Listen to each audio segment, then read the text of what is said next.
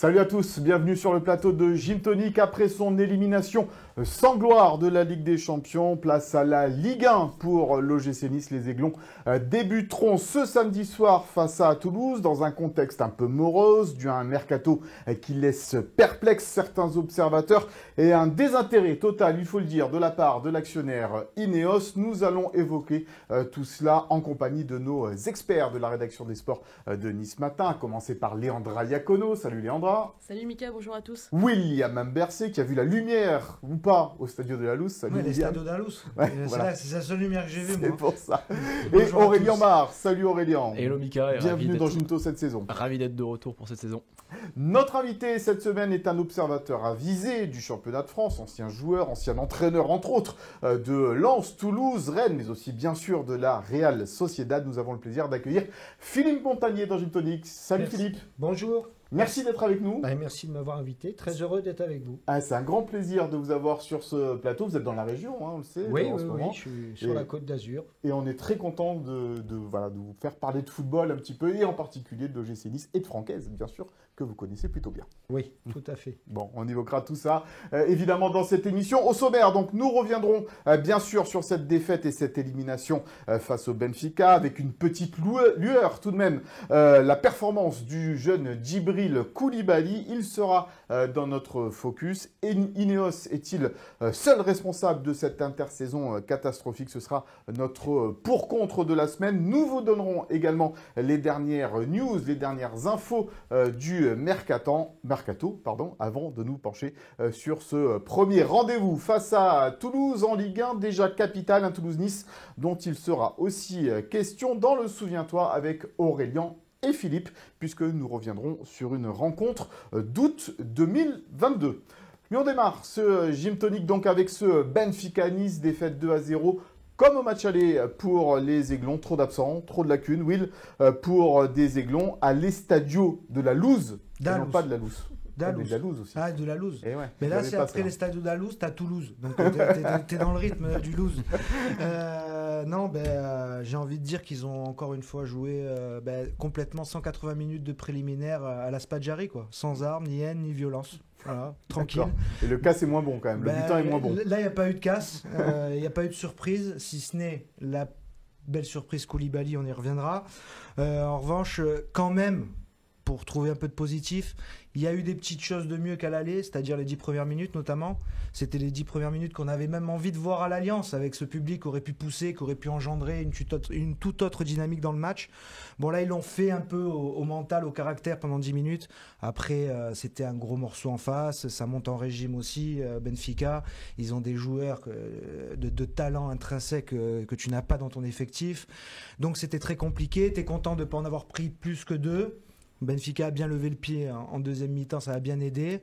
Le positif que j'en retiens, c'est que entre l'aller et le retour, ça a été 2 vrais matchs de préparation pour ce week-end contre Toulouse, parce que la prépa en match amicaux, c'était pas trop ça, quoi. On va regarder les stats entre Benfica et Nice sur ce deuxième match, ce match retour du troisième tour préliminaire de Ligue des Champions. Et on le voit, hein, ces stats, elles sont largement en faveur de Benfica, avec 0 tir cadré pour les Niçois, un poteau quand même de Jonathan Klaus. Sur l'ensemble des 2 matchs, ça fait 2 tirs cadrés seulement pour l'OGC Nice face au Benfica. On parlait des lacunes, des absences aussi. Quand il y a une dizaine de joueurs en moins, Philippe, dans une équipe, c'est très compliqué de se présenter face à un tel adversaire.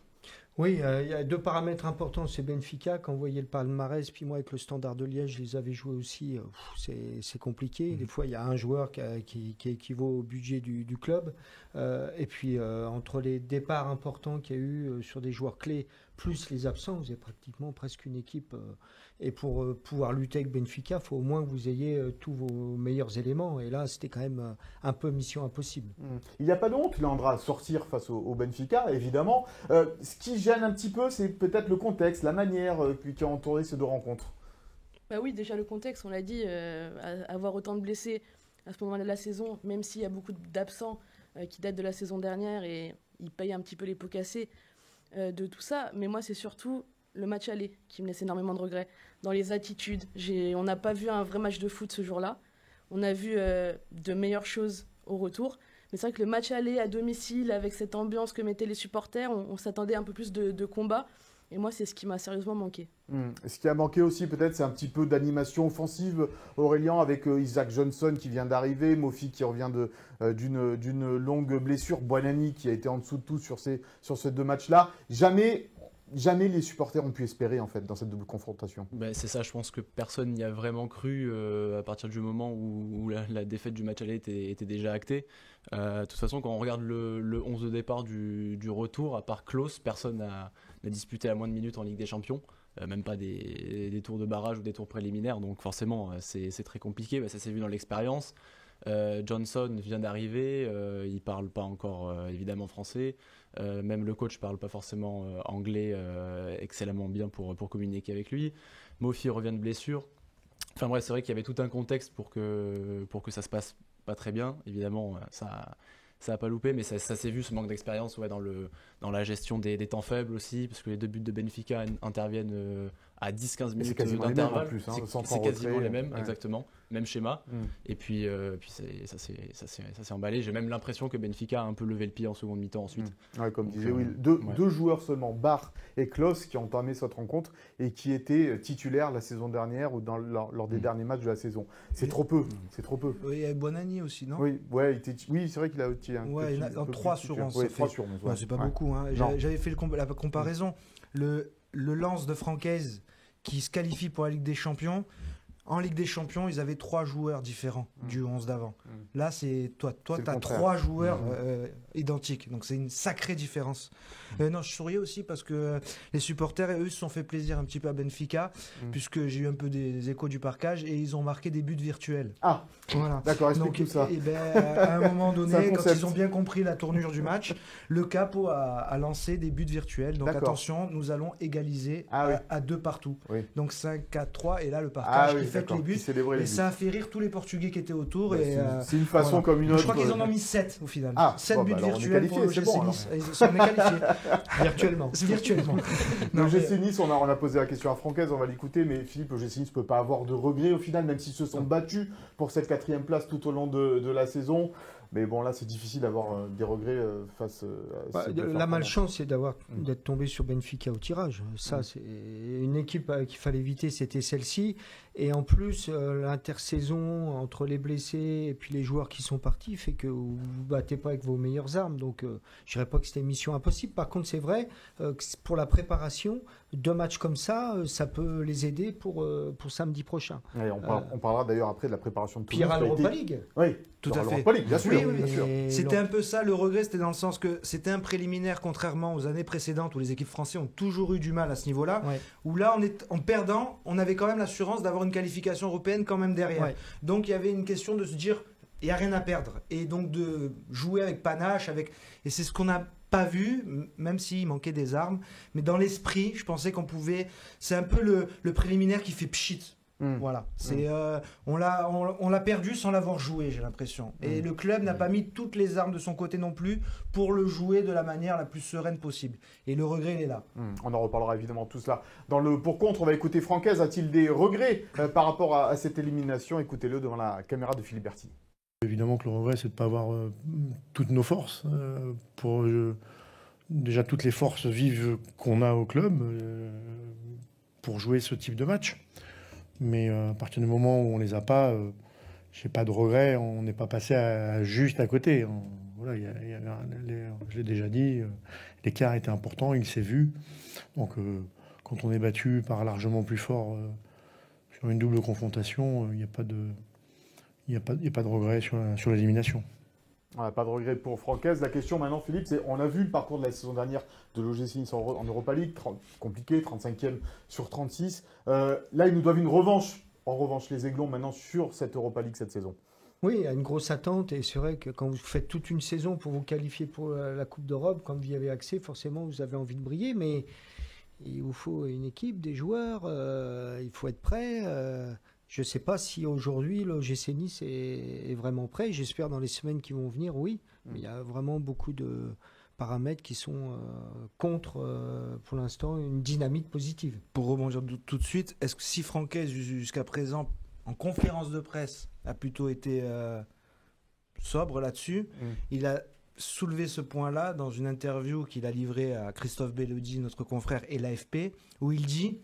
clairement, je l'ai dit à mes dirigeants, aujourd'hui, nous n'avons pas l'effectif pour remplir l'objectif de top 7 et de bien figurer en Ligue Europa. Et bien Donc, figurer, c'est-à-dire se qualifier pour le tour au moins pour le tour suivant. Donc ouais. aujourd'hui, à l'instant T, le coach dit on peut pas le faire. Bon, on reparlera évidemment des pistes qui sont là sur la table pour le mercato, avec la signature, bien sûr, hier soir de Salis Abdoul Samed, que Francaise connaît bien évidemment. Mais avant cela, on va parler d'un autre milieu de terrain. Je parlais d'une lueur dans les stadios de la Luz. Eh bien, c'est bien sûr Djibril Coulibaly. Le focus.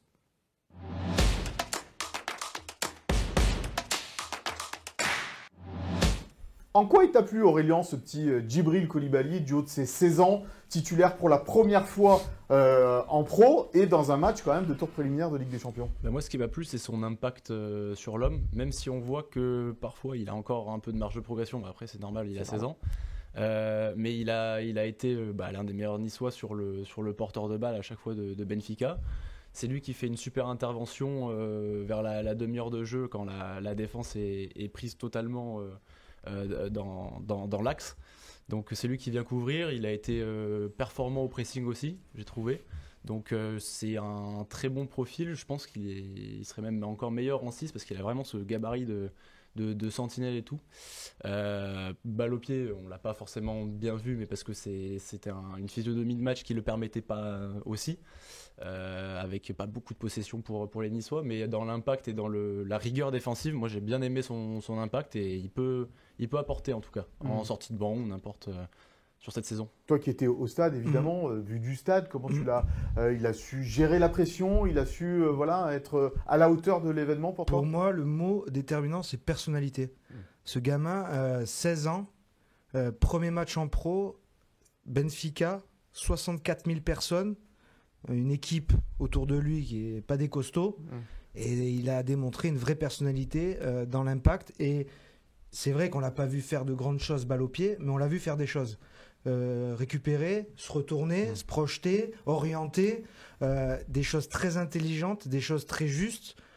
Il y a des petites carences par-ci par-là, mais franchement, comme je disais, il y a des Jonathan Klaus, il y a des Melvin Bard, il y a des joueurs un peu plus expérimentés. Ça a été lui qui en a montré le plus. Donc au-delà, il n'est pas plus fort que les autres, c'est pas ça. Mais lui, il a mis de la personnalité, il est rentré dans sa chance, il a croqué à pleines dents dans cette chance. Et c'est très très intéressant pour la suite. Les stats de Djibril Coulibaly sur cette rencontre entre Benfica et Nice, plutôt à son avantage en tous les cas dans le pourcentage de passes réussies. Les duels également, les interceptions, 29 ballons touchés. C'est pas évident, Philippe. Évidemment, 16 ans pour Djibril Coulibaly de se mesurer comme ça d'entrée au Benfica, sans dire qu'il a crevé l'écran, parce que ça serait excessif évidemment, mais répondre présent sur un match comme celui-là, ça augure de belles choses. On détecte un gros potentiel. Moi, c'est un joueur, je suis curieux de voir son évolution, parce qu'il est jeune et je rejoins, il a de l'impact athlétique, il a de la récupération, il est capable de répéter les efforts à haute intensité. Je l'ai trouvé propre techniquement, il est quelqu'un qui est très propre techniquement, et c'est son premier match. Donc je vais le suivre toute la saison, parce que je suis vraiment, j'y vois un gros potentiel, et en plus la chance d'avoir Franck qui est un formateur qui va savoir le gérer, parce qu'il ne va pas falloir le cramer ce jeune-là, mais moi, on discute là, mais on se reverra dans un an, et je suis curieux de voir, parce que j'avais connu ça avec Christian Mawissa à Toulouse, j'avais fait démarrer, et puis 2 ans après, on voit l'évolution. Avec grande maturité. Ouais. Et puis maintenant, les jeunes sont culottés, c'est-à-dire qu'ils ont peur de rien. Ils ont peur de rien, ça. Mais c'est ça surtout peut-être. En fait, il a pas eu peur, Djibril Coulibaly. Maintenant, ils sont Leandra. Non, il se pose pas de questions. Il se pose pas de questions, et on s'était déjà fait la réflexion parce que lui, il avait fait tout le match en amical contre Sampaoli. Tous les jeunes et un petit peu les joueurs sur le départ avaient joué ce match. Il avait été titulaire et vraiment déjà impressionnant. Et à l'entraînement, on a vraiment des retours très positifs sur ce qu'il donne. C'est vraiment pour le coup un petit peu la pierre angulaire là, des jeunes arrivés du projet centre de formation, tout à fait. Si lui réussit et vraiment fait sa place, fait son trou dans l'effectif niçois, ça va ouvrir la porte aussi à d'autres jeunes qui vont avoir envie et qui vont voir que c'est en train de fonctionner. Donc il faut aussi rendre hommage à l'ancienne cellule de recrutement, David Brero notamment, parce qu'il est arrivé en 2023 à Nice, de la région parisienne. Mais pour le coup, il a une évolution, énorme déclic en janvier. On nous avait dit cadre de l'équipe Gambardella qui est arrivé en quart de finale. Et c'est vraiment un joueur sur lequel compte le club. On va le revoir, Will, prochainement, Djibril Coulibaly, tu penses? Franchement, alors, le coach l'avait déjà dit pendant la prépa il faisait partie des gamins qui montraient de très belles choses. Mais là, la réponse qu'il a apportée pour des premières minutes, et puis en plus, c'est pas quelque chose où tu le prépares mentalement, le gamin, en lui disant attention, la semaine prochaine. Boudaoui qui est malade au dernier moment. Boudaoui malade, boum, et ben qu'est-ce qu'on fait? Bon, on va te lancer. Et la réponse qu'il donne, et puis je le répète, mais c'est peut-être ça aussi le secret, il a pas eu le temps de gamberger en fait. Peut-être, mais franchement, j'en ai vu des stades en Europe et rentrer dans celui-là déjà, franchement, c'est quelque chose. Hein. C'est cette marée rouge. Alors la pression populaire dans le stade, elle n'y est pas vraiment, mais c'est quand même un monument. C'est un San Siro, c'est un théâtre de football. Et avoir cette personnalité-là, franchement, chapeau. Donc oui, je pense vraiment que en plus dans une équipe qui va jouer la Coupe d'Europe, donc qui va jouer tous les 3 matchs et tout, de temps en temps, ça sera très intéressant de pouvoir se poser sur un Djibril Coulibaly. Il fait ses premières minutes au côté de Tom Louchet. C'est pas comme s'il avait un Cador à côté de lui, un Hicham Je Boudaoui. voulais pas stigmatiser Tom Louchet, mais quand je disais profil de joueur, c'était pas le top. Pas non plus. Voilà. Mais c'est vrai que il n'était pas dans les meilleures conditions, et pourtant. Bon, on va écouter Franquès, justement, son avis sur ce jeune Djibril Coulibaly. On a parlé ce matin rapidement tous les deux d'ailleurs, enfin à 3 parce qu'on était avec un autre membre du staff. Sur une première minute, c'est à Benfica en Ligue des Champions. Donc, même si ça a été dur par moment, mais ça a été dur pour l'équipe aussi par moment. Déjà, il a montré des qualités. Il a à un moment fait un geste défensif très important. Il a réussi à s'orienter, à se projeter quelques fois. Voilà. Après.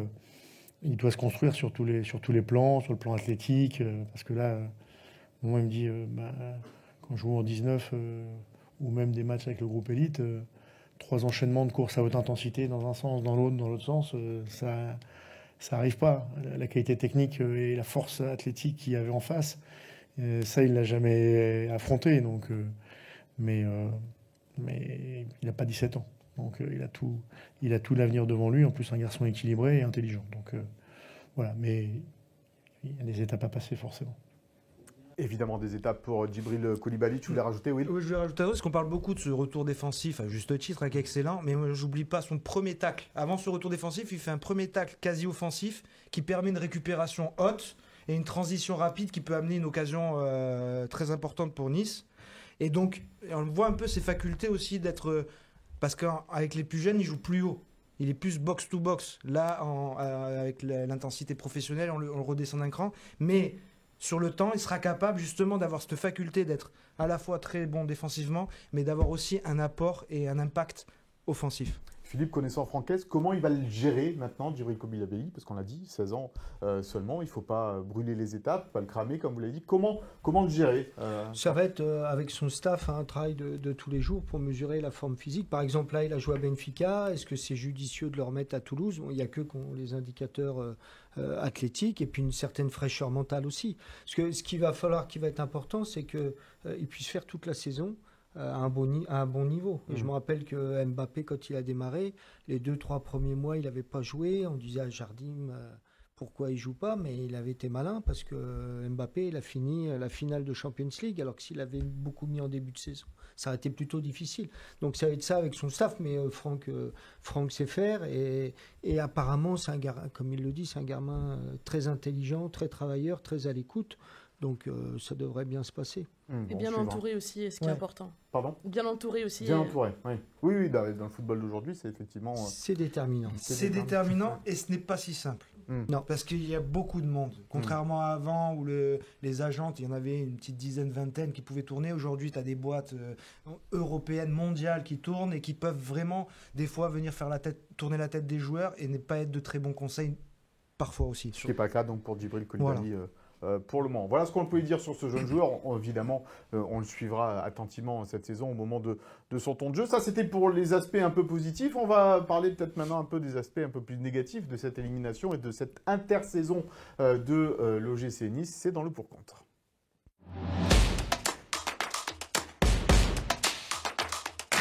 Une intersaison catastrophique, oui, le mot est un peu fort, mais quand même, il faut se dire qu'avec tous ces blessés, cette élimination et puis cette difficulté à conclure un mercato, c'est pas une intersaison sereine pour l'OGC Nice. On met souvent la faute sur Ineos, l'actionnaire qui s'occupe de Manchester United et quasiment plus de l'OGC Nice. Alors on a posé la question, voilà, à Léandra et à Will. Merci Ineos pour cette intersaison. Léandra, c'est à toi. Bah oui, moi je leur reproche pas mal de choses. Voilà, il y a une politique d'austérité aujourd'hui, il y a énormément de coupes budgétaires partout dans le club, on pourra en parler. Le budget alloué à la préparation, par exemple, ou d'autres choses. Et moi, ça m'embête parce que, en fait, le club paie les pots cassés de ce qui s'est passé il y a quelques années, et notamment ces mercatos colossaux et ratés. Et ça, c'est de leur faute. Donc déjà, c'est une première chose.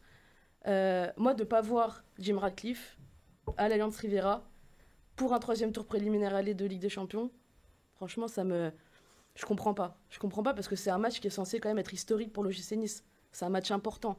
Alors bien sûr, il avait un représentant, un proche à lui, Rob Nevin, mais pour moi, ça suffit pas. C'est pas un signal positif. Et en fait, des signaux positifs, il n'en envoie plus. Alors bien sûr, il y a ces passages à la DNCG qui passent sans encombre, c'est hyper important.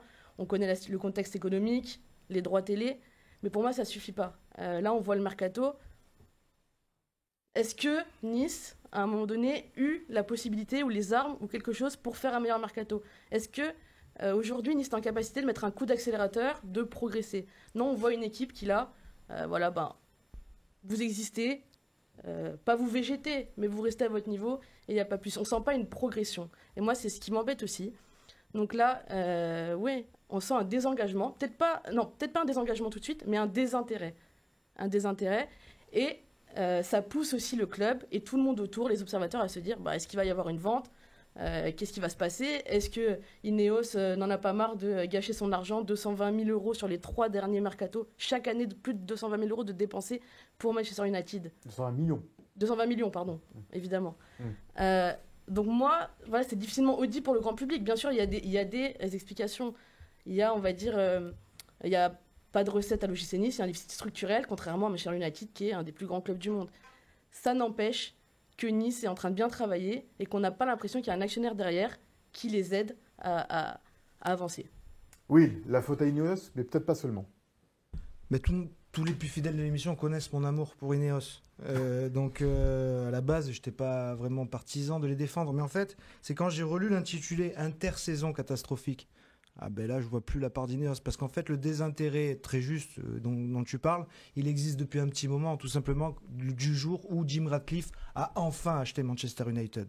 Désormais qu'il a un des plus grands clubs du monde entre les mains, c'est logique qu'il s'y focalise et qu'il oublie un peu l'OGC Nice. Et il a assez de problèmes à Manchester, qui est en train de traverser une des plus sombres périodes de son histoire, pour se désintéresser de l'OGC Nice.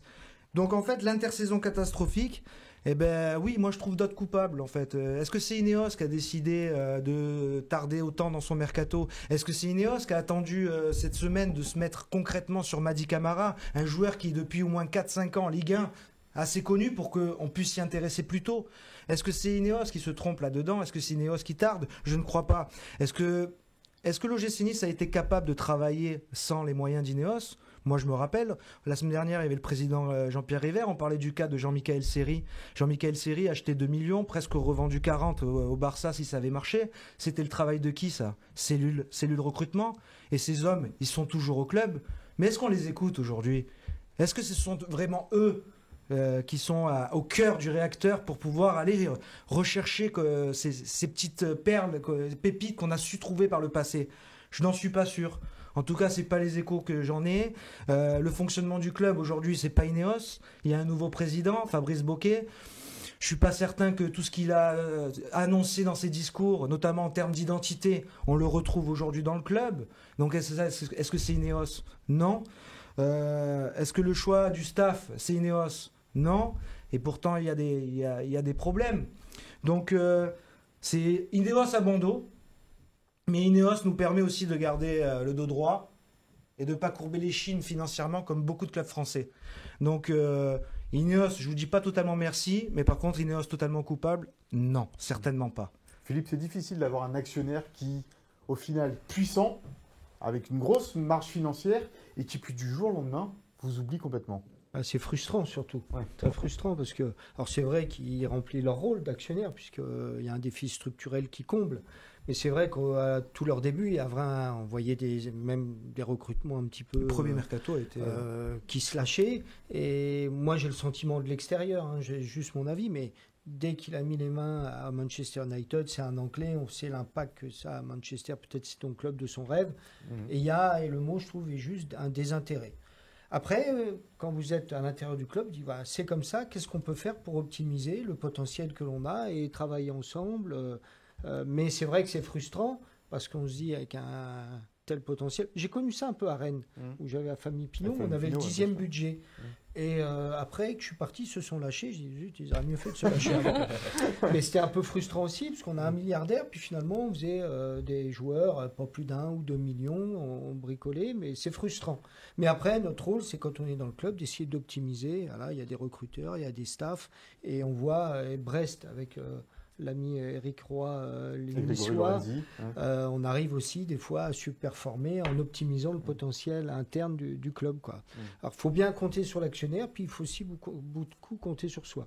Aurélien, avant de nous dire qui t'a convaincu, peut-être nous dire aussi, voilà, le problème c'est qu'il n'y a pas de signaux ni positifs ni négatifs, il n'y a plus rien. Il n'y a pas de signal, donc forcément il faut interpréter ça négativement si on devrait l'interpréter. Parce que moi, je rejoindrai Léandra parce que à partir du moment où un actionnaire est présent, ok, il comble le déficit structurel, mais ça suffit pas. Et puis c'est de la gestion à distance, pour un club comme Nice, ça suffit pas non plus. J'entends bien que Keneos veut se concentrer sur Manchester United. Mais c'est pas ce qu'on attend d'un actionnaire. On attend qu'il soit là derrière, qu'il investisse aussi sur des mercatos. Hormis le premier, rien n'est arrivé. Là, je vois une équipe qui est en manque de qualité foncière. Donc, par exemple, j'ai remarqué sur la défense, mais ça a forcément sauté aux yeux de tout le monde. Mais on n'a toujours pas de successeur de Dante. Il part dans 1 an. Il n'y aura pas de transition, il n'y aura pas de moment de passation de cadre pouvoir. de la défense, tu veux Exactement. dire. Il n'y a pas de cadre pour l'instant à même identifier. Exactement, à reprendre le flambeau de Dante. Et ça, pour moi, c'est de la faute d'Ineos parce que si l'actionnaire le veut, si Jim Ratcliffe le veut, il a qu'à poser le chéquier et puis c'est parti. Donc, est-ce qu'aujourd'hui, la meilleure des solutions serait qu'Ineos vende le club le plus rapidement possible? 200 millions. C'est le prix. 200 millions d'euros. C'était 120 il y a à peu près 1 an. C'est passé à 200. Comment la mariée même en s'est-elle faisant embellie comme ça? baisser les actifs, là. Non, ils en veulent 200. Voilà. Donc 200 pour l'OGC Nice avec les infrastructures que tu as aujourd'hui et Nice, la Côte d'Azur, le club, le parcours européen ces derniers temps. L'entraîneur L'entraîneur aussi, oui, bien sûr, il y a des forces. Donc c'est pas une folie. Mais je trouve que là, on a un peu trop recentré le débat sur l'effectif. En fait, on parle d'effectifs, de moyens, de trucs. Moi, je parle de club. Et quand tu as un actionnaire, justement, qui est britannique en plus, et qui se désintéresse un peu de toi, est-ce que la force aussi, c'est pas un peu plus de se recentrer sur soi et son identité? Et est-ce que, par exemple, c'était le message lancé quand on en parlait tout à l'heure, Djibril Koulibaly avait été détecté par les anciens du centre de formation que des Niçois. Ils sont où aussi tous ces gens aujourd'hui? On a coupé la tête de tous ces Niçois. Il n'y a plus un Niçois aujourd'hui au centre de formation. Et moi je suis désolé, je vais en parler maintenant, mais quand je vois le dernier homme à avoir soulevé un trophée avec l'OGC Nice au milieu d'un open space, perdu au milieu des autres salariés. Tu parles de Fred Joria, évidemment. Voilà, je parle de Frédéric Joria. Et je le vois aujourd'hui perdu au milieu de tous les salariés dans un open space où certains ne lui disent même pas bonjour parce qu'ils ne savent pas qui il est. Moi, je trouve que ça, c'est une faute des dirigeants. Il sera mis à l'honneur, d'ailleurs, Fred, pour le match de Nice-Toulouse, puisque c'est les 40 ans de la BSN, comme vous le savez, de la Populaire Sud. Et il y aura un joueur de légende, selon évidemment les supporters. Et ce joueur de légende, le premier, ce sera Fred Joria. Mais Mika, c'est comme le projet multiclub. Aujourd'hui, il est difficilement lisible. Il n'y a pas de passerelle. Il n'y a pas de passerelle. Il y a un multiclub. On voit ce qui se passe entre Chelsea et Strasbourg. Et là, il y a la passerelle. Et là, entre Manchester et Nice, certes, l'année dernière, il y avait la fiducie, c'était impossible. Depuis le 1er juin, c'est ça? Depuis le 30 juin. Le 30 juin, c'est ça. Depuis le 30 juin, ça n'existe plus. Elles sont où, les passerelles? Ouais, ils y réfléchissent, mais après, est-ce que c'est pas trop tard? Est-ce que on a l'impression que ça n'avance pas en fait. Alors bien sûr, Will il le dit, il y a un chantier gargantuesque, gigantesque à Manchester United, mais ça n'empêche que ça peut aider les deux clubs. Ouais, après, Philippe, si c'est pour récupérer les boulets de Manchester, il n'y a peut-être pas un intérêt pour Francaise de prendre soit des petits jeunes de 17 ans, soit des mecs dont Manchester ne veut plus. Ouais, on l'a vu avec City, puis le club de Troyes, Ouais. où moi, les collègues de Troyes, ils voyaient débarquer des jeunes joueurs qui avaient pas le niveau, et finalement, ça a condamné. Mais moi, j'aime. Ce qui serait intéressant, c'est le partage d'expérience, parce que, entre actionnaires, mais entre techniciens, ça peut se faire. On s'invite à passer une semaine, des entraîneurs du centre de formation. Et je pense que souvent, c'est par les hommes que se fait le partage d'expérience plutôt que par les actionnaires ou quoi. Mais Et Jean-Claude Blanc, il a comme ça. Justement, c'est moi, le boulot de Jean-Claude Blanc, ça. Je pense aussi c'est une base, c'est une volonté de base en fait. Quand tu montes un projet multiclub, ça se fait avec une volonté. Et donc on l'a vu, le groupe, par exemple le Red Bull, qui a été le premier vraiment en Europe à construire ce modèle-là, c'était très simple. On commence avec les Red Bull Salzbourg pour les plus jeunes et tout. Une fois qu'ils sont vraiment performés, on les envoie à Leipzig. Et voilà, il y a vraiment une promotion. Strasbourg et Chelsea, c'est exactement ça aussi. Chelsea achète de très bons petits joueurs qu'ils prêtent tout de suite à Strasbourg. Ils font leurs dents à Strasbourg et si ça marche, on les récupère. Il y a cette idée-là. On voit très bien que le schéma de Jim Ratcliffe et de Ineos, c'était pas du tout ça. Il y avait un peu ça entre Nice et Lausanne quand même à un moment donné. Moi, j'ai jamais vu. Ouais. Sincèrement, parce que quand tu vois même un Luca D'Acunha qui avait fait des choses, comme tu l'as considéré derrière, que tu l'as vendu 2 patates et qu'aujourd'hui il en vaut 40, qui met des buts exceptionnels à Com et qu'il est capitaine de juste Cesc Fabregas. Déjà, c'est une idée du football de base qui n'était pas. Et quand je vois, on en parlait tout à l'heure en off, ce qu'a fait globalement Ineos dans le sport.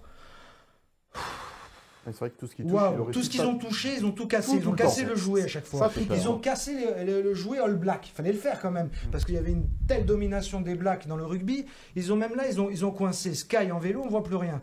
Donc en fait, j'ai l'impression juste que ce sont des gens qui aiment se faire plaisir dans le sport, mais qui ne mettent pas les compétences ou qui, du coup, ne donnent pas les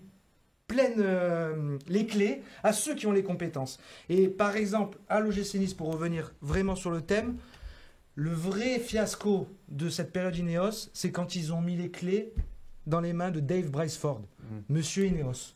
Donc en fait, aujourd'hui, les déficits structurels, les déficits salariales, c'est Ineos qui les a créés cette année-là avec Dave Braceford. Donc entre la politique concrète de vision de ce multiclub et ce qu'ils ont fait quand c'est eux qui avaient les clés, c'est zéro sur tous les plans. Bon, tu parlais d'un prix de 200 millions. Est-ce qu'il y a des acheteurs potentiels aujourd'hui? Quand tu auras un acheteur, il se présentera, il discutera et là, Ineos l'écoutera. Mais Ineos n'est pas du tout... j'en avais parlé avec des gens qui connaissent très bien les investisseurs britanniques. Ce ne sont pas des gens qui, à un moment donné, achètent pour vendre à tout prix. Ils gardent et si on leur fait une proposition qui leur convient, ils vendront. Mais là, ce ne sont pas des gens qui crient sur tous les toits, on veut vendre. Bon, voilà ce que l'on pouvait dire sur ce dossier Ineos et dans ce pour contre. On va parler un petit peu de Mercato à présent avec déjà l'arrivée de Salis Abdoul Samed, l'ancien Lensois qui jouait à Sunderland la saison dernière, que connaît vraiment Francaise. Il y avait besoin d'un milieu de terrain. Nice était sur Madi Camara. Ils se sont fait doubler par Rennes pour une question de salaire, hein, disons-le tel quel. Bon, voilà, ils ont fait Abdoul Samed derrière. Tu as titré aujourd'hui encore un pari, Léandra. Oui. Pourquoi? Alors d'abord, pour revenir sur ce transfert, comme je l'ai écrit, Nice avait la manœuvre financière pour faire plus cher, pour aller vers des pistes plus onéreuses. Entre 8 et 10. Ouais. Ils ont choisi Abdoul Samed parce que c'est un vrai choix sportif de Francaise. Et d'ailleurs, on le verra, mais en conférence de presse, voilà, il nous a vraiment vendu le joueur et on a vraiment très envie d'y croire. Alors quand je dis que c'est un pari, c'est qu'il a fait une énorme saison avec Francaise. Quand Lens finit deuxième du PSG, derrière le PSG et qui se qualifie pour la Ligue des Champions. Vraiment une énorme saison aux côtés de Seko Fofana, dans un double pivot et avec le schéma tactique du coach à Nice.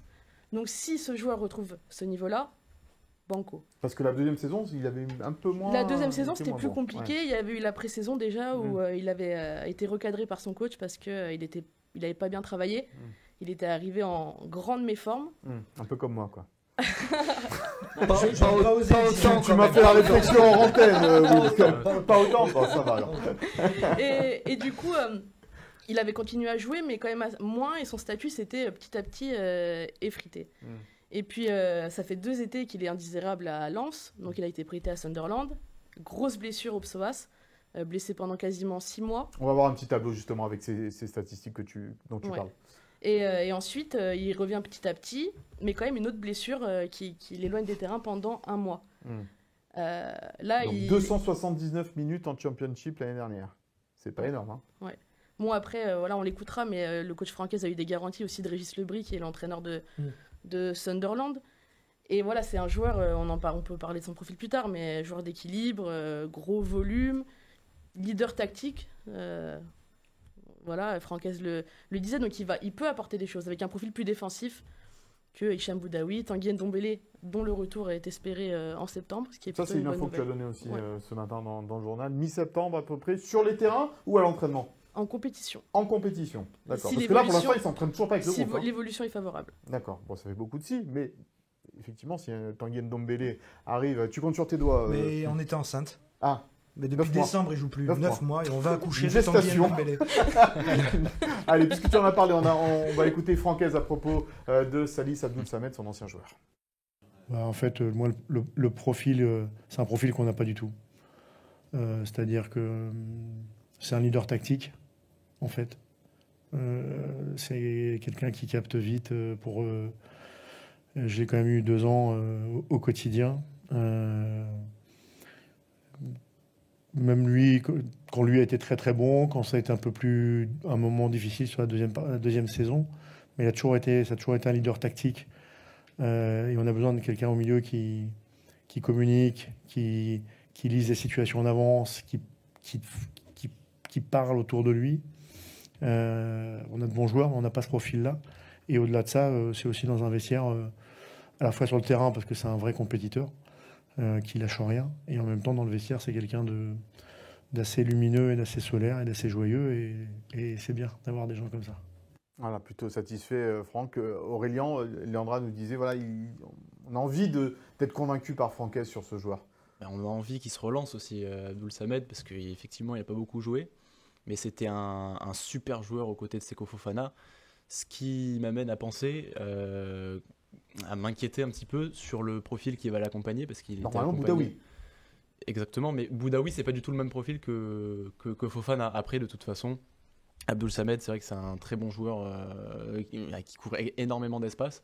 Donc, assez bonne pioche, je pense, pour Nice et hâte de le voir dans l'entrejeu. C'est un joueur à relancer, malgré tout, Philippe.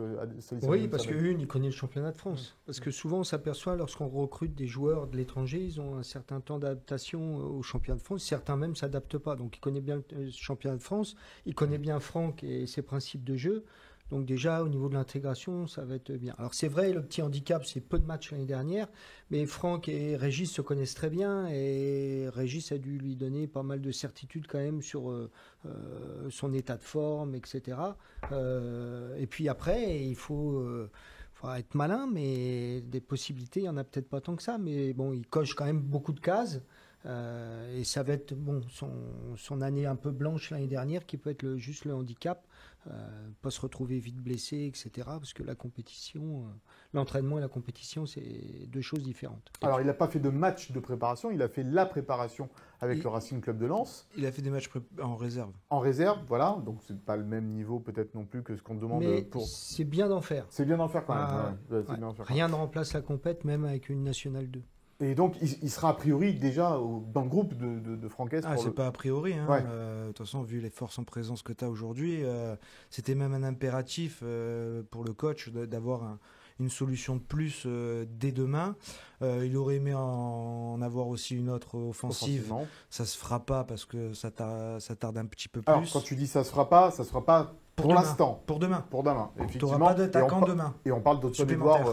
Hudson-Edouard, et puis vu que les négos traînent un peu, c'est que peut-être aussi l'OGC Nice est en train de jouer dans les négos avec d'autres pistes. Parce qu'il n'y a pas que Hudson-Edouard, on a parlé de El Bilal Touré, on a parlé de Lassine Sinayoko. Il y a des profils. Terami de l'Inter aussi. Oui, c'est pas Taremi, c'est pas la piste selon moi la plus chaude. Mais voilà, donc il y a ce jeu-là. Donc il aura Abdoul Samed demain, en plus dans le groupe. C'est bien, moi j'ai une énorme confiance en Francaise, j'ai un énorme respect en son travail, il n'y a pas de problème. Je suis plus inquiet sur le pari parce que ça commence à faire beaucoup. On a fait le pari Tanguy Ndombele l'année dernière, le pari Youssoupha Moukoko. On a vu ce que ça donne. Là, un pari Abdoul Samed. Si c'est Hudson Edouard, c'est aussi un pari parce qu'il a 180 minutes de jeu dans On les va voir jambes. sur une petite fiche aussi. Moi, je commence à être un peu inquiet sur les paris. Puis passer de Madi Camara, qui était une valeur sûre de ce championnat, à 3 jours après Abdoul Samed. Encore une fois, hein, beaucoup de confiance en ce que pense Francaise, mais je m'inquiète sur la façon de faire ce recrutement en fait. Sur les stats d'Hudson Edouard, hein, s'il venait à rejoindre l'OGC Nice la saison dernière du côté de Leicester, donc 229 minutes jouées seulement pour lui, qui avait pourtant marqué but sur but quand il jouait en Écosse au Glasgow Rangers. Celtic Rangers, oui, ils vont m'insulter. Celtic Glasgow. Celtic Glasgow, voilà, je vais y arriver. Ils vont avoir une queue m'insulter. d'Écossais. Ne va pas au pub dans le vieux, toi. Un Écossais, excusez-moi, ma langue a fourché. Donc voilà, il avait marqué but sur but à l'époque au Celtic. Ça a été un petit peu plus compliqué derrière, la saison dernière en particulier. Là aussi, ça serait un pari, hein, ce serait un joueur à relancer s'il signe à l'OGC Nice. Après, on sait qu'il y a aussi les jurisprudences à Nice, Balotelli, Ben Arfa. bon. Voilà, il y a eu des paris qui ont marché aussi parce que Nice, c'est aussi un climat, un club qui peut aussi favoriser une relance. Donc, ça peut marcher, hein, il n'y a pas de souci. C'est plus dans la globalité du mercato que je m'interroge. Et puis, Leandra, Francaise a parlé aussi de cette fameuse surprise, de ce joueur surprise dont il avait parlé après Benfica. Il a un peu pas botté en touche, mais c'est pas obligatoire que ce soit un profil défensif. Ah, il veut que ça reste une surprise, mais après, nous, on a le sentiment, en tout cas avec William, que ça sera premièrement un profil défensif, mais surtout un piston. Sentiment et indiscrétion. Oui, parce que derrière Melvin Barr, aujourd'hui, Ali Abdi est blessé. Et puis, il y a la possibilité de faire glisser Melvin Barr en défense centrale quand Dante n'est pas là, en axe gauche. Et vu que la situation est en train de se produire plus souvent qu'il le pensait, entre la fin de saison dernière et ce début de saison, Dante, si on fait le calcul, il joue pas beaucoup de matchs depuis quelques mois. Donc l'idée que Melvin Barr est très fiable, lui par contre en axe gauche, avec son pied, il a une qualité de relance, et plutôt que d'exposer ce jeune Opong, c'est lui qui depuis 2 matchs est axe gauche, il est droitier, c'est pas la solution. Donc je pense que on me fait comprendre que c'est une réelle solution, un piston gauche qui ferait décaler Melvin. On va revoir le tableau des départs et des arrivées du côté de l'OGC Nice, avec quand même, on va le rappeler, ces départs de Laborde, de Guessant, en particulier de Marcin Bulka. Aurélien, normalement, un mercato c'est fait pour se renforcer, on est d'accord. Surtout quand tu es un prétendant européen. Est-ce qu'aujourd'hui, tu as le sentiment que le l'OGC Nice s'est renforcé ou plutôt s'est affaibli ? Je pense qu'il s'est quand même affaibli. On a vu le départ de cadres comme Bulka. Pour l'instant, c'est vrai qu'il n'y a pas eu de gros investissements, mais d'où l'intérêt du coup de mettre peut-être que 2 millions ou 2,5 millions sur Abdoul Samed. Un peu moins de 2 millions. Un peu moins de 2 millions sur Abdoul Samed. Maintenant, cet argent dégagé doit servir à investir sur peut-être un piston et même une doublure à Terem Moffi, parce que finalement, en pointe, c'est pareil. Quand Moffi ne sera pas là, ou dans l'éventualité où on ne le souhaite pas bien sûr, mais où une autre blessure arrive, des matchs, bien sûr, et la répétition des matchs avec encore une Europa League à jouer, étant donné l'état catastrophique de l'effectif en ce début de saison et sur l'année dernière. Il va falloir un buteur de remplacement, donc maintenant il faut que l'investissement arrive, mais pour l'instant oui, c'est un affaiblissement, c'est certain. C'est pas facile le mercato, hein, Philippe, surtout quand on est coach. Hein. J'ai une pensée pour Franck, parce que pareil, quand vous qualifiez pour la Champions League, vous dites on va garder les meilleurs joueurs et on va renforcer. Donc lui, il a connu ça à Lens où ses meilleurs joueurs s'en vont et ceux qui arrivent sont moins bons. Et on a le sentiment là, Nice qualifie pour la Champions League. Et ben non, tes meilleurs joueurs s'en vont et puis tu prends en fonction de tes moyens qui sont finalement limités, parce qu'il y a beaucoup de paris, parce que c'est les paris, c'est parce que tu n'as pas les moyens de faire autre chose. Et c'est très frustrant pour les entraîneurs, parce que vous devriez être plus costaud et vous retrouvez moins costaud pour des échéances sportives qui sont plus élevées. On a d'ailleurs de la compassion pour Francaise quand on le voit un petit peu galérer avec ces joueurs-là, ces blessures aujourd'hui. C'est vrai qu'on a beaucoup de compassion pour lui, comme on a eu l'année dernière quand il avait 12 ou 13 blessés, quoi. Il en a vécu des choses. Hein. Ouais. Il faut être bien accroché, mais il l'est. Je pense qu'il a des moments où il a besoin aussi, et on le disait dans l'interview de l'AFP, où voilà, il ne cache pas que oui, il a eu des petits pétages de plomb quand même. Mais c'est quelqu'un de loyal et c'est quelqu'un de solide qui aime aller au combat. Donc c'est une chance pour l'OGC Nice. C'est un Normand. Ouais. Si on est Normands tous les deux. C'est un Et Normand. Normand, forte tête, ils tiennent le coup. Moi, j'ai été rassuré par quelques indiscrétions ces derniers temps où, en effet, en interne, il commence un petit peu à secouer le cocotier. Et il le faut, en fait. Franchement, il le faut. C'est trop calme plat, là, c'est trop monotone. C'est pas Ineos qui a décidé d'attaquer le préliminaire avec seulement Mofi comme 9. Et Francaise le dit encore, elle est très bonne cette interview à AFP d'ailleurs, je répète pour mon confrère, il le dit, attaquer préliminaire avec Mofi, c'est pas possible. Il le dit. C'est pas lui qui a fait ce choix-là. C'est pas Ineos qui a fait ce choix-là. La board était déjà partie. Guessin a été vendu aussi juste avant. Il y avait possibilité de le prévoir. Ça n'a pas été prévu. Au rayon des départs, Rosario qui est sur le point de signer en Arabie Saoudite, c'est ça, Leandra? Oui, c'est ça. Après, ça avance doucement, mais lentement. Ouais. Mais ce qui est sûr, c'est que le joueur refuse de jouer, donc il partira. Bon, après, on peut le comprendre aussi. Il a été mis au placard dans la Oui, préparation. c'est ça qu'il faut rappeler aussi. Ouais. C'est cette gestion-là. Il ne en faut pas disant- jeter l'opprobre non plus sur Voilà. Pablo Rosario. Quand En on disant, il est refuse de joueur- jouer contre Benfica. Oui, mais une semaine avant, Voilà. il a dit tu ne feras pas partie de l'équipe cette année. Donc, Tu es en fin de contrat, tu ne joueras pas, tu ne viens pas au stage, et puis après, quand on voit les blessés et les forces, finalement, on aurait besoin de toi. Ben non. Après, moi, les bruits que j'ai, Oui, c'est ce qu'ils essaient de faire en ce moment. peut-être, Mais c'est c'est faux. que- Alors, vas-y, Leandra. c'est que c'est lui qui a refusé de partir en Autriche. Donc, Au après- stage. Bon. Il y avait une petite blessure d'ailleurs. Ouais. C'est peut-être Derrière pour ça l'oreille, aussi. là. Au La lobe. blessure là. On Comme va- le genou de Guessin, la même blessure. Pas d'Aïdara non plus, parce qu'on en avait parlé. Pas d'Aïdara. Ça, c'est... Dommage. Ouais, dommage. Bon joueur, ça, Aïdara. Ouais. Mais bon, a priori, Francaise ne veut plus de milieu.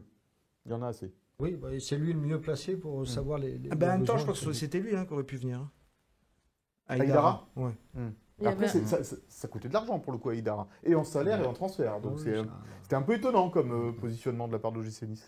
Non, mais a priori, c'est surtout, il y avait sans doute un accord avec le joueur, mais il n'y a pas eu de garantie assez forte sur son physique. D'accord.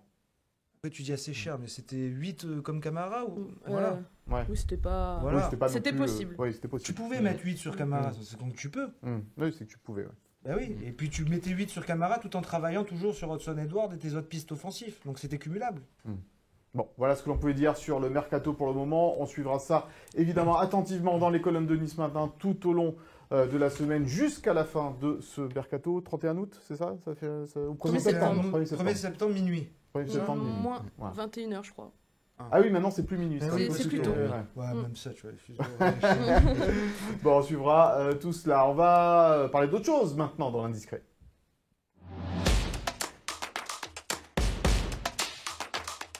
Il y a eu pas mal d'indiscrétions depuis le début de l'émission, mon cher Will, mais là tu vas nous en donner une autre. Ouais, on va sortir du mercato, ça fait du bien. Ah oui, ça fait un peu de Hein, bien. ça va Hein. calmer un peu tout le monde aussi parce que je sens l'hystérie monter là. Alors, on va parler maillot. Oui. Pas du 3e qu'on a découvert à Benfica. Mhm. Hein, chacun se fait son idée. Mais il y en aura un 4e en fait. C'est pour ça qu'aussi ce 3e est un peu particulier dans les couleurs et tout. C'est parce qu'il y en aura un 4e et qui lui sera spécialement dédié à la Populaire Sud et aux 40 ans du groupe Ultra de l'OGC Nice.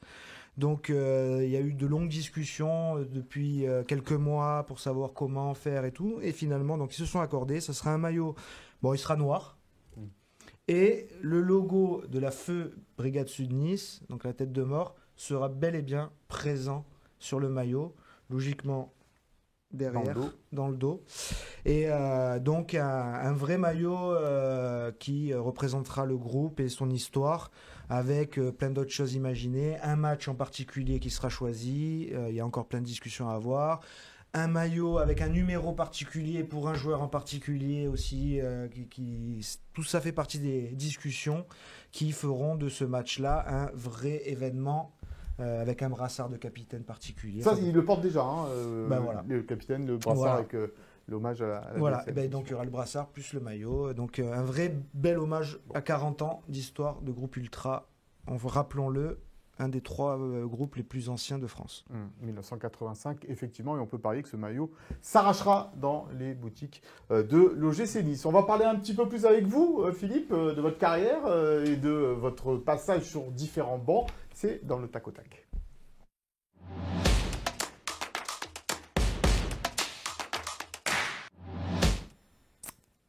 c'était votre dernière expérience. Oui. C'est aussi pour ça que vous êtes là aujourd'hui, parce qu'on va parler tout à l'heure de Toulouse. Et quelle expérience quand même si on remontera tout à l'heure un peu plus loin. Mais une remontée fantastique de Ligue 2 en Ligue 1. Et puis derrière, une Coupe de France gagnée face au FC Nantes. Ça pose un entraîneur quand même. Oui, et puis la Coupe de France, il l'attendait depuis 66 ans. Et la particularité, je crois que c'était le score le plus élevé de la Coupe de France. C'était le Toulouse, je ne sais plus contre quelle équipe. Et le fait qu'on ait gagné cette finale 5-1, forcément, c'était un clin d'œil par rapport à nos illustres aïeuls qui avaient gagné le seul titre que Toulouse avait gagné. Et ce qui avait été sympa aussi en Ligue 2, c'est qu'on avait fini champion avec le record de buts marqués. Et j'avais aussi beaucoup de jeunes du centre. Et c'est vraiment, c'était 2 saisons sympas. Et puis une grande communion aussi avec les supporters. Et tout le monde se demande qu'est-ce qui s'est passé, comment ça se fait que Philippe Montagny n'a pas pu continuer. Je ne vais pas pouvoir vous répondre. Moi, j'ai reçu un coup de fil, j'étais en vacances, on m'a dit voilà, on veut arrêter la collaboration. C'est incroyable. J'ai dit pas de problème, si vous voulez arrêter, on arrête. Moi, j'ai le sentiment d'avoir fait l'émission et le travail pour lequel on m'avait confié. On m'avait dit qu'il fallait remonter en étant offensif. Voilà, on a battu le record de buts. Je crois qu'on a mis 4 buts de moyenne dans cette épopée de Coupe de France, ce qui n'est pas rien, dont 5 en finale. Donc voilà, moi j'ai gardé que des bons souvenirs. J'ai toujours encore beaucoup d'affection parce que j'y étais joueur il y a 30 ans. J'avais déjà connu une montée. Donc c'est un club forcément qui a une grande affection pour les gens du club et puis la ville de Toulouse. Oui, avec des supporters qui vous arrêtent souvent et qui vous remercient, qui vous félicitent de ce passage-là. Oui, c'est vrai. Même en Corse, là, quand je vais en Corse à l'aéroport, il y a un Toulousain qui travaille dans l'aéroport. À chaque fois, on tape la discute. Et mais c'est toujours sympa. Et c'est vrai que j'ai beaucoup d'affection pour les Toulousains. Alors, en tant qu'entraîneur, vous avez entraîné Boulogne, Valenciennes, la Real Sociedad, Rennes, Nottingham Forest, Lens, le Standard de Liège et donc Toulouse. Mais c'est vrai que à la Real Sociedad, l'expérience, elle a dû être grandiose, magnifique, ce que vous avez fait avec ce club également, jusqu'au barrage de la Ligue des Champions. Ça, c'est avec le jeune Antoine Griezmann à l'époque aussi. Oui, c'est un grand souvenir parce qu'en fait, on démarre, les dirigeants voulaient à tout prix dire l'objectif, c'est se maintenir, parce que l'année d'avant, ils avaient failli descendre, et faire jouer ouvrir les portes aux jeunes du centre. Et finalement, 2 ans après, on se qualifie pour la Champions League, on finit 4e. En Espagne, c'est juste derrière Madrid, l'Atlético et le Barça. Et des fois, on a aligné dans le 11 de départ 11 sur 11. À part Claudio Bravo, qui était le gardien chilien, mais ce jour-là, il était blessé, donc c'était un jeune du centre. Donc on avait 80% de l'équipe. Alors, se qualifier pour la Champions League, avec 80% de l'équipe qui est issue du centre. Et à part Antoine, qui ne jouait pas avant. C'est ça aussi, c'est qu'ils étaient en réserve, ils ne jouaient pas avant. Puis moi, j'ai eu un coup de cœur pour ces gamins-là, je trouvais qu'ils étaient doués. Et il a fallu 2 ans pour monter vraiment un projet de jeu qui collait à l'ADN. Et je pense que c'est ça, là, on parle des ultras, etc. Mais chaque club a un ADN. Et je trouve que le rôle de l'entraîneur, malgré notre méthodologie, notre projet de jeu, etc., c'est de respecter l'ADN du club.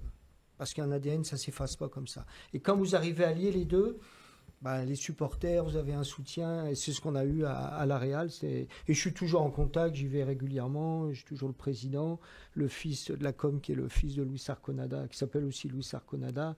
Donc 10 ans après, on a gardé des liens très forts. Mais je dis des bêtises ou c'est quand vous éliminez Lyon en préliminaire? Alors moi, j'ai pas eu Alors oui, vous n'avez pas continué, du coup, après cela. Non. On s'est posé la question. J'étais fin de contrat. Ouais. Et le président était un peu maladroit, il me dit bon, je te proposerai qu'1 an parce que ça va faire 3 ans et si je dois te virer, ça coûtait cher. J'ai dit écoutez, ok, gardez vos sous, vous ne verrez pas. J'avais Rennes qui m'a demandé, je serai toujours supporter de la Real Sociedad, mais voilà. À la limite, c'est un club où il m'avait payé un transfert, c'est important pour que je vienne de Valenciennes à la Real. Rempli plus que les objectifs et la proposition de contrat était quand même très pauvre. Mais il y a l'envie aussi, et c'était le cas l'année dernière avec Imanol, d'avoir un coach basque. D'accord. Et eux, c'était important. Et après, le président m'avait dit, voilà, tu as mis l'équipe sur les rails, maintenant on aimerait quand même carrément mettre un entraîneur. Et les 6 dernières années, Imanol, qui était l'entraîneur de la Real sur les 6 dernières années, et qui était chez les jeunes quand j'entraînais. Avec quand même un titre de meilleur entraîneur de la Liga, ça pour un Français, en 2013... Ça, pour un Français, ça pose quand même. Ouais, parce que, alors forcément, parce qu'il y a Mourinho, il y a pas mal de Simeone, il y a pas mal de grands coachs. Et puis 10 ans avant, Reynald Nouex, que je connais bien, qui était un de mes coachs à Nantes, avait fait super truc, mais il n'avait pas été meilleur. Le trophée, donc je l'avais appelé, j'ai dit, je ne suis pas meilleur que toi, mais je me rapproche quand même. Pour l'instant, à ce jour, Zinedine Zidane l'a eu certainement après derrière. Ouais. Et lui, c'est top, Zinedine. Ouais. Mais bon, c'est le premier entraîneur français à avoir été... C'est un peu ingrat le milieu du foot, non? Pourquoi? Bah, je sais pas, avec le passage qu'il fait à la Real, il n'est pas reconduit. À Toulouse, on l'appelle, finalement.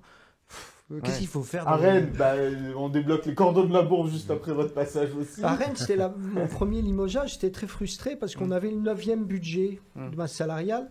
Et quand je suis viré, on est 5e à 3 points du podium.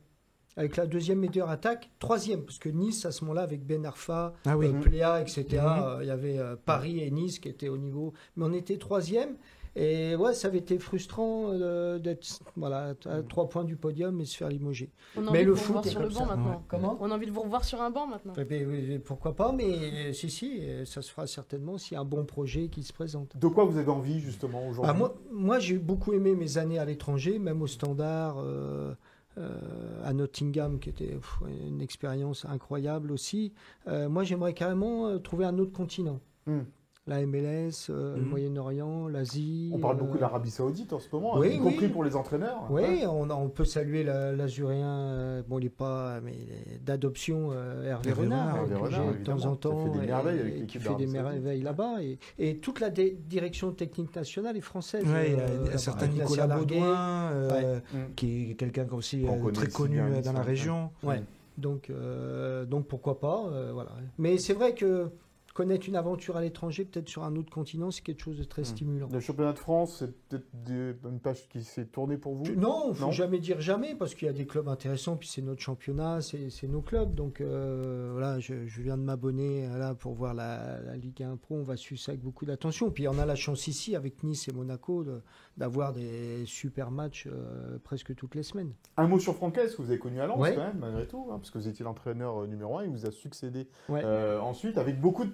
Comme vous l'avez dit tout à l'heure, un Normand et beaucoup de similarités entre vous. Vous aimez bien tous les deux le bon vin, on m'a dit. Le vin et le fromage. Moi, je suis fils de crémier. Et puis j'avais invité, parce qu'avec le centre et puis les pros, on avait beaucoup de liens avec Franck. Puis il est de Rouen. Moi, j'étais en sport-études à Grand-Queville aussi. Donc on a beaucoup de points communs, et notamment le fromage et le vin. Et puis c'est quelqu'un de bien, qui travaille bien. C'est pour ça que quand il m'a succédé, à la limite, j'étais content que ce soit lui plutôt qu'un autre.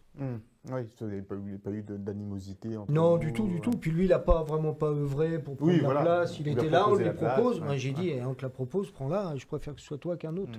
Et quand vous voyez ce qu'il arrive à faire derrière, avec cette équipe du RC Lens, il y a quand même une petite fierté en disant, j'ai un peu quand même mis ma pierre à l'édifice. Oui. Comme Éric Roy l'avait dit à l'époque, par son recrutement en tant que directeur sportif aussi. Éric a fait beaucoup, parce que moi, je suis arrivé quand Éric Roy était là. Il a été magicien, parce qu'on avait une équipe, ils avaient failli descendre en national. Je crois qu'il a réussi à se débarrasser de 19 joueurs sur 23, ce qui était vital. Et à chaque fois, je dis, tu vas te faire coincer pour Rossel d'Abouti bien sous. Les mecs sont mauvais et je sais pas comment tu arrivais à t'en débarrasser. Mais Eric a été vraiment la pierre angulaire de la construction du Lens. Bon, on a tous amené notre pierre à l'édifice, mais il a eu un rôle très important. Mais je crois que la défense à 3, c'est aussi...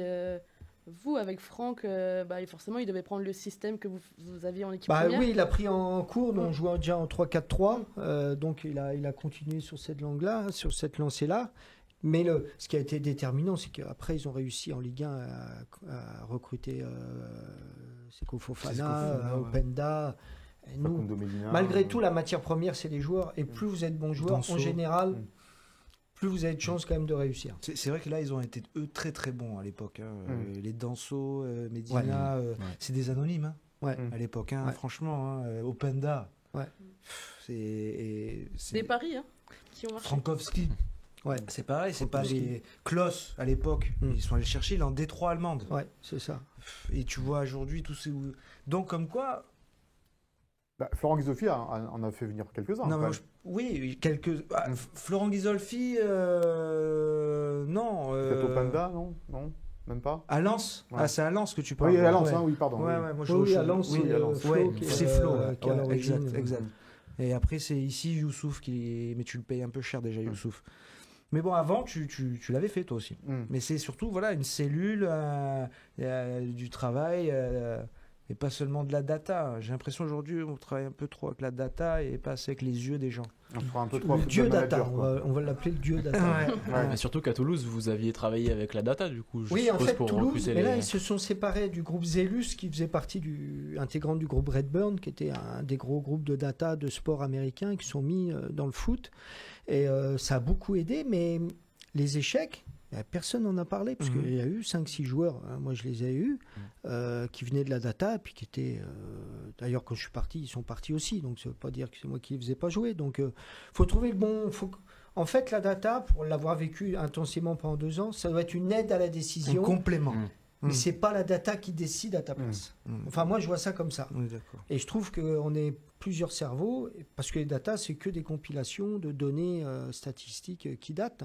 Puis des fois, il y a pas mal d'erreurs, hein, puisqu'on s'aperçoit que toutes les plateformes ne donnent pas les mêmes stats. Exactement. Ça, c'est à cause du film de Brad Pitt, là, le stratège. Là, où... Bah, un des actionnaires Red Bull vient de là. C'est le héros, c'est le statisticien sur le film de Brad Pitt. De Brad Pitt. Énorme. Voilà. Mais parce que c'est surtout des sports qui se prêtent très bien à la data. Oui, la Le NFL, baseball, tu vas pas le trouver football une grande américain, différence le baseball, entre un batteur et l'autre. Et le geste, c'est après sur la data, on voit le niveau d'efficacité frappe, du garçon. Voilà. Donc là, ça marche la data. Mais Au sur le football, sur un terrain de 200 mètres, comment tu veux vraiment te baser sur des chiffres? Et puis tu peux leur faire dire n'importe quoi aux chiffres. Le chiffre. Oui. Comme aux petites cassettes vidéo qu'on fait sur les joueurs hein, également. Hein, pendant Oui. on parlait de Mercato tout à l'heure. Alors je dis cassette vidéo, c'est une expression de 1972 maintenant évidemment. Mais Donc, je fais partie. sur les vidéos, en tous les cas, ça reste. On fait dire un peu n'importe quoi. On voit sur les compiles sur les réseaux sociaux ou sur les plateformes de streaming. Voilà, ces compiles-là, ça ne veut rien dire au final. Rien ne vaut l'œil d'un. C'est complémentaire. Je pense que voilà, faut pas se passer des deux. C'est dommage d'avoir des recruteurs talentueux qui ont 30 ans d'expérience et de s'en passer quoi.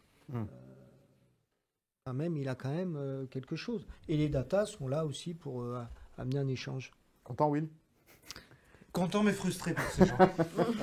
Bon, allez, on va parler de cette rencontre entre Nice-Toulouse samedi soir du côté de l'Alliance Riviera. 21h05 pour cette rencontre, donc la première de la saison en Ligue 1. Bah oui, déjà l'heure du rebond, Will, parce que bon, malgré tout, il y a cette élimination, même si on ne doit pas avoir trop de gros regrets aujourd'hui.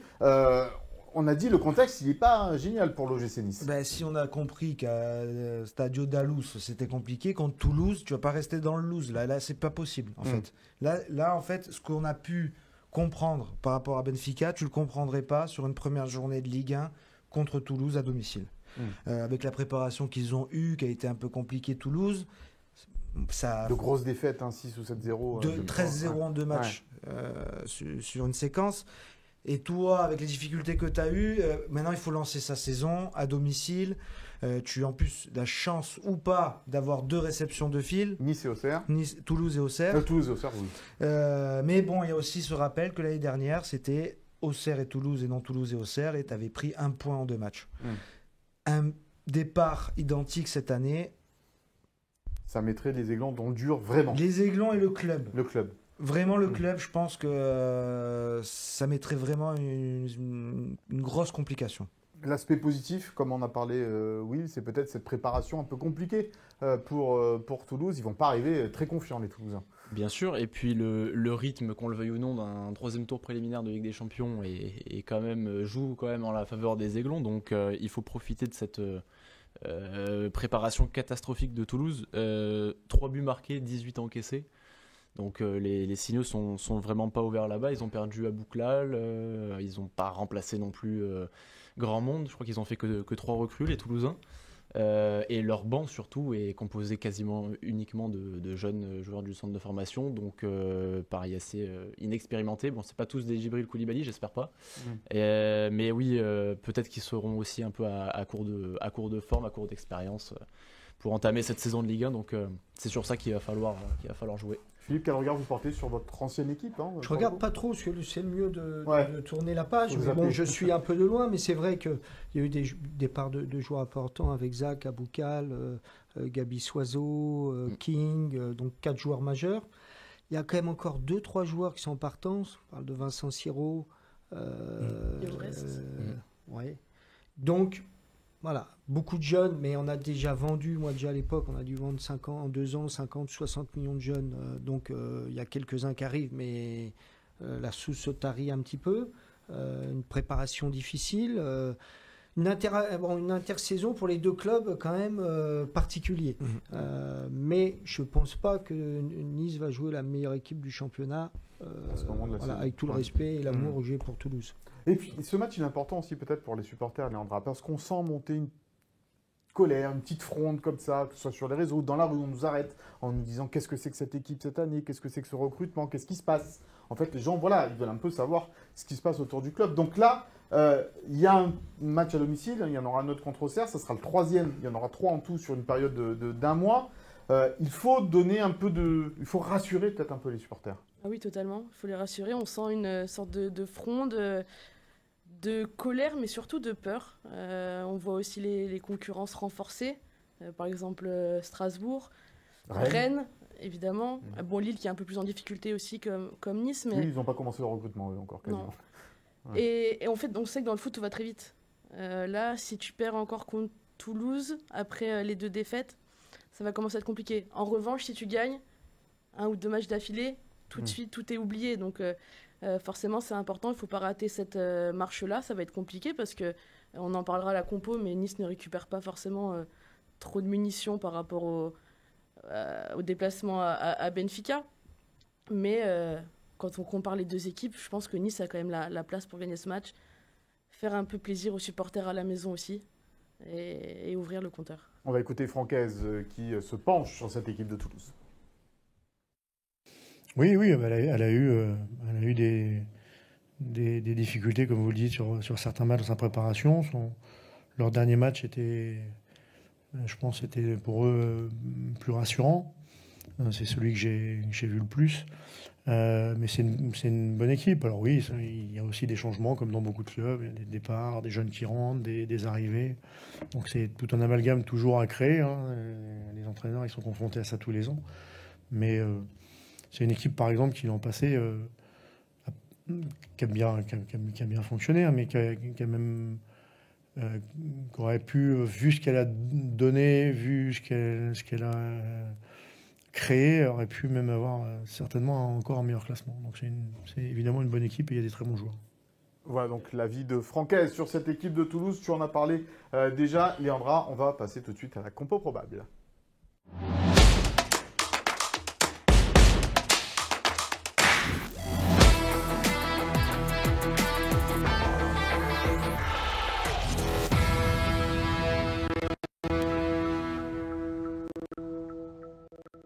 Belle animation, donc cette belle animation pour cette compo probable. Léandra, avec peu de retours, tu l'as dit. Oui, peu de retours, donc ça sera une équipe pour nous classique, même si il y a une ou deux, on aurait pu avoir 1 ou 2 doutes, mais voilà, on commencera avec Diouf dans les cages, la même défense que contre Benfica, très jeune, Mendy, Djoumaba et Pepra Opong. Donc là, c'est 21 ans, 2 fois 21 ans et 19 ans, une moyenne d'âge de 20 ans et demi.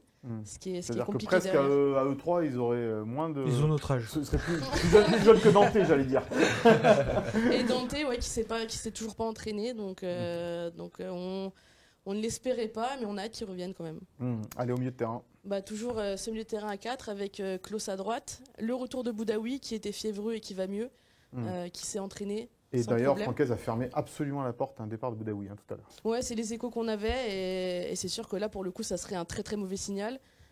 Après, voilà, j'espère que la porte restera bien fermée, même s'il y a une offre irréfusable qui arrivait pour le JC Nice. Alors là, c'était le débat, mais nous, on continue sur Tom Louchet. Pas d'Abdoul Samed d'entrée. Abdoul Samed, il est arrivé hier quand même. Ça me paraît un peu prématuré. Il va avoir un entraînement avec l'équipe, quoi. Tout à fait. Et Melvin Barr à gauche, le capitaine en l'absence de Dante. Et puis ensuite, devant, Buonanni qui a franchement une revanche à prendre par rapport à la double confrontation contre Benfica. Franchement, il n'a pas hésité. Au-delà, dans l'attitude, c'était... Il s'est pris un petit taquet de Klaus, d'ailleurs, en conférence de presse. Il s'est pris un petit taquet de Klaus qui l'a invité à penser aux autres, en tout cas sur le terrain, pour les faire briller. plutôt que Jouer sa carte. exactement sa carte perso. Mm. Et puis Janssen, dont l'aventure niçoise n'a pas encore commencé. Après, c'est compliqué, on l'a dit. Il vient d'un Plutôt Boga d'ailleurs, par exemple. Oups, je perds en Bah, stylo. Boga, vraiment, il n'a pas donné de raison à son coach de le titulariser. Il a fait une préparation avec un rendement catastrophique. Dans l'implication, c'est très limite. Et puis même dans ses entrées, Will ne me contredira pas, mais c'est compliqué. Après, le débat, c'était surtout sur Diop. Mais est-ce que Diop, qui n'a pas du tout participé à la préparation parce qu'il s'était fait opérer d'une pubalgie, est-ce qu'il a aujourd'hui le carburant, le coffre pour démarrer une rencontre? J'en suis pas certaine. Voilà, donc pour cette compo probable de l'OGC Nice, une compo encore assez expérimentale, hein, surtout en défense centrale avec ces 3 jeunes joueurs. Voilà ce qu'on pouvait dire sur ce Nice-Toulouse. Je ne vais pas vous faire commenter une compo probable, mon cher Philippe. parce Non, que mais c'est vrai que les c'est arguments étaient cohérents. compliqué. Ouais. Oui, bah, Ouais. on essaye parfois Et les coachs, ils Ça lancent bien arrive. amateur. Hein. Cohérents. de ne pas dire trop de bêtises. Après, il y aura peut-être une autre compo, évidemment. Bah, Ça, c'est sûr. On va enquête. checker ça dès samedi. Voilà. Mais pour C'est- rajouter aussi Mohamed Ali Chaud, qui aurait pu postuler dans le groupe et qui finalement N'est pas encore sera prêt. absent, n'est pas encore prêt. Donc ça fait 8 absents environ, c'est ça J'arrive plus à compter. Ouais, peut-être l'OGC Nice. J'ai mal à la tête. Ouais, c'est pas mal. Oui, puisqu'il y avait Boudaoui qui était absent, donc ça fait même presque 9. On était À 10 à à 10 Benfica. à Benfica, Et on donc t'enlèves récupère Boudaoui, Boudaoui. ça fait 9. Plus l'arrivée d'Abdoul Samed qui complète. Non, quand mais même ça un peu n'enlève pas les l'effectif. absents. Non, ça n'enlève pas les absents, mais ça complète. Donc, mais ça fait 9 absents. Ça fait quand même 9 absents. Ouais. Pour les Niçois face à Toulouse. On va vous faire gagner des places, on y va.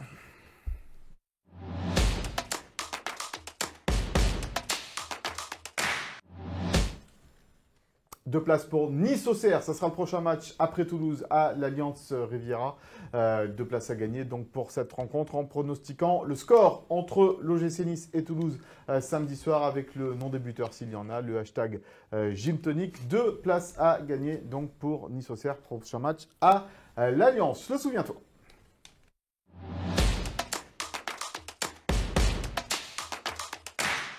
Un souviens-toi qui va être mené par Aurélien, bien sûr, en compagnie de Philippe, puisque on va parler d'un Toulouse-Nice d'août 2022. Philippe était sur le banc et toi, tu vas nous raconter tout ça. Exactement, alors on va pas remonter très très loin dans nos souvenirs pour évoquer ce Toulouse-Nice d'il y a 3 ans maintenant. On va rappeler le contexte, c'était aussi pour l'ouverture de la saison 2022-2023, un peu comme l'année dernière et justement comme cette année. C'est vrai que c'est dingue. C'est un peu une tradition de la LFP, j'ai l'impression, ces dernières années, de faire démarrer Nice et Toulouse face à face. C'est aussi un match, bien sûr, qui marque pour Philippe et Toulouse la remontée du TFC en Ligue 1, après le titre de champion de France de Ligue 2 décroché en mai de cette même année 2022. Et c'est un grand événement pour le coach niçois, puisque au-delà de son retour, c'est la 100e de Lucien Favre sur le banc du gym, à l'occasion de ce premier match de la saison 2022. À Toulouse, 2023. le seul club où il a joué en France. Exactement, en plus. Donc, À l'époque où on pensait que c'était une bonne idée de faire revenir Lucien Favre aussi. Hélas. Parce que ça s'est pas si bien passé que ça. Oui, je sais bien. Et moi, je pensais que c'était une bonne idée aussi, parce que j'ai Ouais. beaucoup d'admiration pour Lucien. Et enfin, ce Toulouse-Nice, c'était aussi une rencontre programmée à ce merveilleux créneau horaire qui est le dimanche à 13h en plein repas de famille dominicale. En plein été. Exactement. J'ai une chaleur, mais incroyable. J'allais vous demander justement, vous en gardez quel souvenir de la Le chaud, température? je sais parce que j'ai demandé au jardinier qui mesure la température au sol, il faisait 50 au sol. 50 degrés sur le au gazon. sol. Ouais, sur le gazon. C'était Voilà, il va faire chaud encore de demain soir à l'Alliance. Toujours en alerte. mais orange beaucoup pétrole. moins qu'à Toulouse. Toulouse, c'est une cuvette, vraiment Ouais. une Mais cuvette. parce que le stadium, c'est particulier aussi. Ouais. Le... Ah ouais, c'est tout le terrain est- l'endroit où j'ai eu le plus chaud, c'est à Toulouse. Ouais. Plus qu'à Bastia, plus qu'à Nice, plus qu'à. Mais oui, je me rappelle bien que ça avait Ça a chauffé. Et d'ailleurs, Nice Matin et Vincent Menichini disaient même avant le match, justement, avaient déjà anticipé ce problème de la chaleur sur l'article, sur l'annonce du match. Donc Vincent Menichini écrivait commençons cette saison en saluant ceux qui ont décidé de programmer ce Toulouse-Nice du mois d'août à 13h au temps de la canicule éternelle. Donc voilà, c'est match à 13h d'ailleurs Heureusement que ça n'existe plus, ça, c'est qui avait tenu 4 ans de 2020 à 2024 avant que justement la LFP se rende compte que les Chinois ne regardaient pas plus le championnat de France que, même pas diffusé d'ailleurs. Que ça, et qui n'était pas diffusé. Enfin bref. On était même pas diffusé en France presque alors. un autre argument dans le vent. Et côté terrain, Philippe, est-ce que vous vous souvenez du score de ce match ? 1-1. Exactement. Et des buteurs ? Dalinga qui ouvre pour nous son premier but. C'est ça. Et Ramsey pour son premier but. Sa présence à Nice. Exactement. Ouais. Une vraie encyclopédie. Et c'est une histoire de première, cette rencontre. À la 20e, du coup, c'est Tige Dalinga, exactement, qui ouvre le score. Thijs. En néerlandais, Thijs. Dalinga qui ouvre le score, le néerlandais qui marque son premier but sous le maillot du TEF. Il était arrivé à l'été, à l'intersaison de l'Excelsior Rotterdam, où il avait fait d'énormes différences et a vraiment marqué le championnat de D2 néerlandaise. Il ouvre le score à la 20e en plongeant dans le dos de Dante sur un centre un peu anodin. De Branco Van Bomen, son compatriote. Sur un centre de... Belle réussite celui-là aussi. Un joueur, un vrai joueur de foot. Et Spearings aussi, beaucoup de Néerlandais dans cette équipe. Ouais. Spearings qui avait été recruté en Bulgarie. Un Hollandais en Bulgarie. Des fois la data, ça nous amène quand même sur des sentiers assez improbables. Et donc le but de Ramsey pour l'égalisation. Et donc le but de Ramsey pour l'égalisation. Qui était mort derrière comme personnalité du coup parce que... Quand Ramsey marque, je crois qu'il y avait eu un truc. La malédiction Ramsey. Hein. Mais je crois qu'il y avait eu en plus. Ouais, je me rappelle. Je crois qu'il y avait encore eu. Il faudra regarder sur août 2022. Mais oui, égalisation du Gallois à la 78e, un peu à l'arraché. C'est Brahimi qui déborde sur le côté droit. Brahimi qui fait toujours pas partie de l'effectif. Exactement. Qui est revenu de près. Qui n'a pas joué pour l'instant. Non, il s'échauffe. Oui, il s'échauffe. Premier et seul but de Ramsey sous les couleurs de l'OGC Nice. 34 matchs cette saison-là. Mais ça va rester un pari, mais bon. Un pari aussi. Mais qui a été. Bon, voilà. C'est pas Balotelli Ben Arfa, mais c'est pas Schneider non plus. Ouais. C'est un pari correct, Ramsey. Ça avait été, il avait fait effectivement une saison assez bon joueur quand même. Même Barclay, j'aurais aimé un peu plus. Même. Et il n'aura jamais justement été autant décisif que ce match-là, Aaron Ramsey, qui marque dans la lucarne d'un certain Maxime Dupé.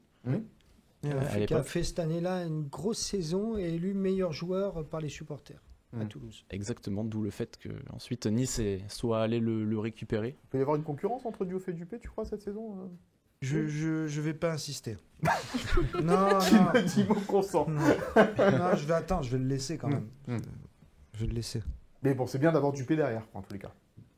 C'est bien d'avoir un deuxième gardien. Parce que... De ce niveau-là. Voilà. Il y aura peut-être un moment où il y aura discussion.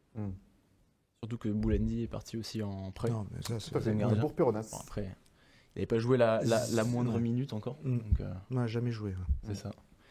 Et ce 7 août 2022, du coup, ce Toulouse-Nice qui s'était déroulé avec un 11 niçois composé de quelques recrues, donc comme Boulka qui avait été prêté la saison d'avant par le PSG sur la demi-saison d'avant et définitivement acheté à l'été 2022. Mais aussi Alexis Beka qui a été recruté 12 millions en provenance du Lokomotiv Moscou. Il y avait Kelvin Stengs aussi aligné sur le côté droit de l'attaque qui avait touché la barre justement avant d'être avec les doigts prêté. Exactement, avec les doigts.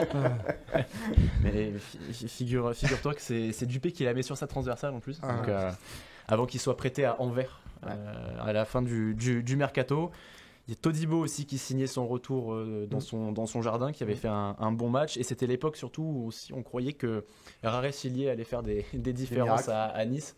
Il avait été emmené dans ses bagages par Lucien Favre. Et pas Machiaviti aussi sur le... Machiaviti, qui était dans le groupe mais qui n'était pas sur la feuille de match. Mais Machiaviti qui était présent, et en tant que doublure du coup de Marcin Vulka, on avait Kasper Schmeichel qui était arrivé une semaine avant. Qui venait d'arriver. Qui aussi. Il a une dent contre les gardiens de but. Non, contre Non. les gens Non. amenés par Dave Brailsford. Ah ouais, c'est ça, c'est plutôt ça. Ouais. C'est par les C'est joueurs ça. amenés par Dave C'est Brailsford. plutôt ça. Tu ne connais pas encore, moi. Je pense Il a que des petites je pense que ficelles c'est comme à je pense que c'est à juste titre. Donc Kasper Schmeichel dans la liste des remplaçants, et puis Nice allait se lâcher après ce match en fin de mercato avec les arrivées par exemple de Nicolas Pepe, Sofiane Diop, Gaëtan Laborde et Ross Barclay pour ne citer que. Et une saison qui permettra pas à Lucien Favre de la tenir entièrement d'ailleurs, puisqu'il sera démis de ses fonctions à l'hiver, et Didier Digard terminera 9e du championnat. Au lendemain d'une pauvre élimination au Puy-en-Velay. Qui avait coûté effectivement sa place à Lucien Favre. Merci Exactement. Aurélien pour ce Souviens-toi. Merci Philippe d'avoir été avec nous, c'était un plaisir. On a Plaisir lu vos paroles. partagé. Vraiment, et puis on vous souhaite le meilleur pour la suite. Et puis Merci bien. voilà, si vous voulez passer dans le coin Si de vous temps en voyez de la temps. lumière, vous Voilà, arrêtez, je m'arrête. Vous êtes avec nous avec grand plaisir. En tous les cas, Léandra, William, Aurélien, merci beaucoup. Merci à Sophie Lucas. Doncé, Merci. Philippe Bertini et Nicolas Le Couturier qui nous ont aidés à préparer, à réaliser cette émission. On se retrouve la semaine prochaine pour un nouveau numéro de Gym Tonic. D'ici là, donc, Nice-Toulouse samedi soir à l'Alliance Riviera. Passez un bon week-end. Bye bye.